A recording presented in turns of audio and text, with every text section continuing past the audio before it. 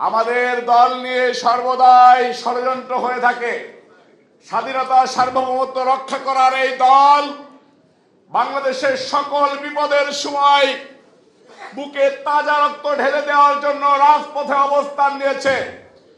দীর্ঘ 17 বছর যাবৎ ফখরুদ্দিন মঈনুদ্দিন থেকে শুরু করে স্বৈরাচার শেখ হাসিনা পর্যন্ত বিদায় করার জন্য আমরা এই রাজপথে জীবন দিয়েছি। বিএনপির ভারপ্রাপ্ত চেয়ারম্যান জনাব তারেক রহমান সাহেবের নেতৃত্বে এই দেশকে রক্ষা করা জাতীয়তাবাদী শক্তির নৈতিক দায়িত্ব, এদেশকে রক্ষা করা জাতীয়তাবাদী যুব দলের নৈতিক দায়িত্ব। এদেশের স্বাধীনতা সার্বভৌমত্ব গণতন্ত্র রক্ষার জন্য অতীতে ন্যায় বাংলাদেশ জাতীয়তাবাদী যুব দল বুকে তাজা রক্ত ঢেলে দেবে ইনশাআল্লাহ সারাটা জীবন।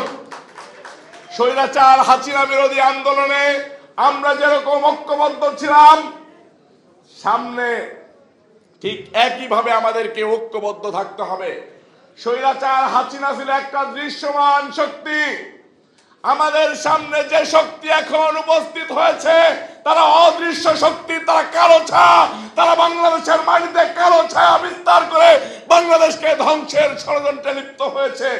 এই ষড়যন্ত্রকারীদেরকে জাতীয়তাবাদী যুবদল কেন্দ্রীয় নির্বাহী কমিটির সংগ্রামী সভাপতি আব্দুল মুনায়েম মুন্না নুরুল ইসলাম নয়নের নেতৃত্বে আমরা ঐক্যবদ্ধভাবে ইনশাআল্লাহ ঠেলে দেব, সামনে দাঁড়াইতে দিব না।